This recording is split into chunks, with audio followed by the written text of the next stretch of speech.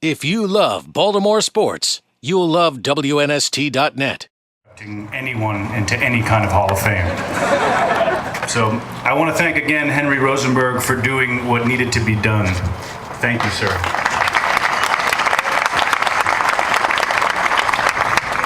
Good afternoon, everybody.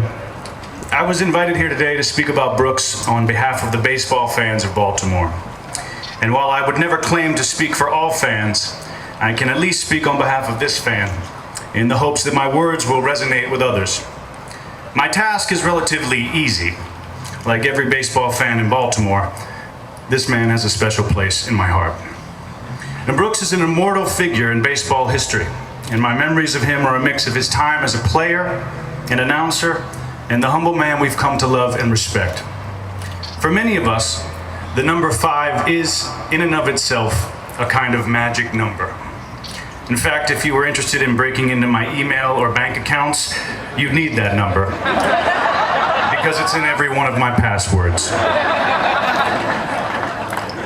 Now, I grew up when the words Brooks Robinson had already taken up a kind of mythical status in this city.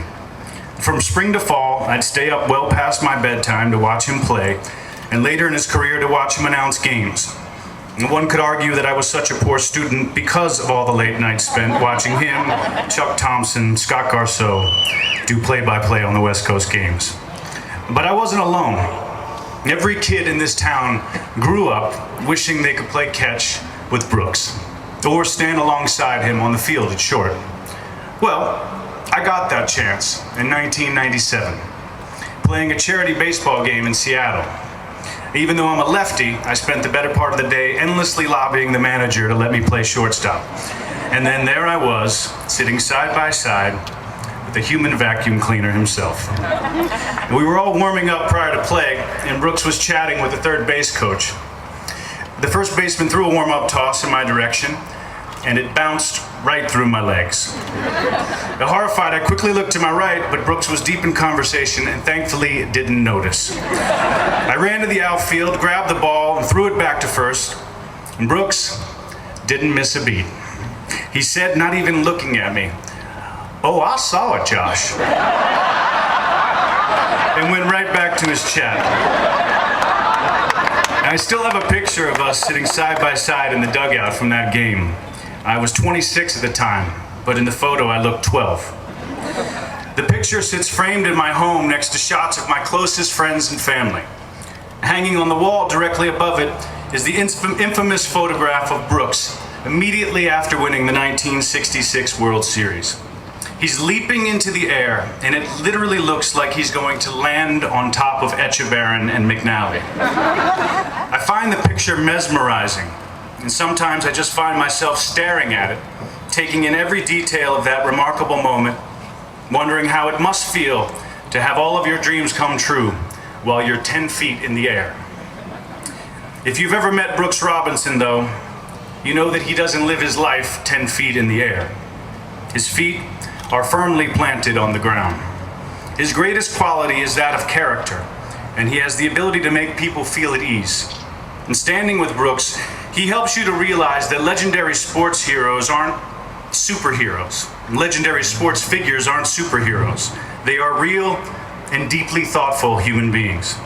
And Brooks may very well be the greatest man to ever play third base, but he has never lost touch with his humanity and his humility.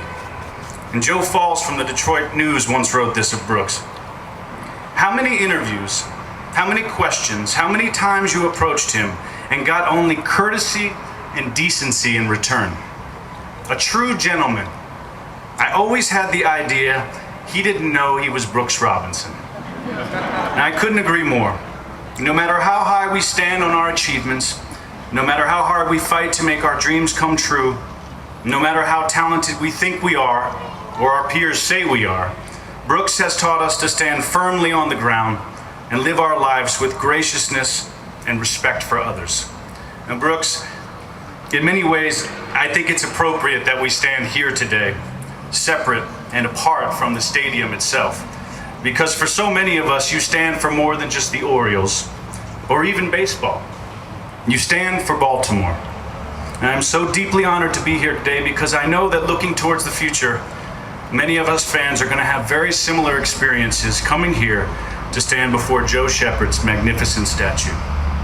Like every fan, I live for the year that the Orioles will return to greatness.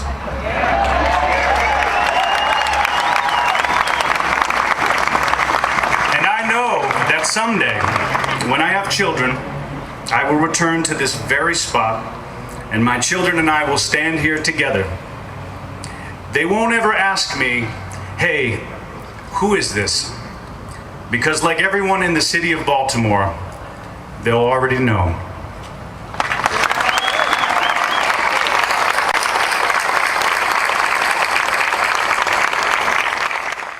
If you love Baltimore sports, you'll love WNST.net.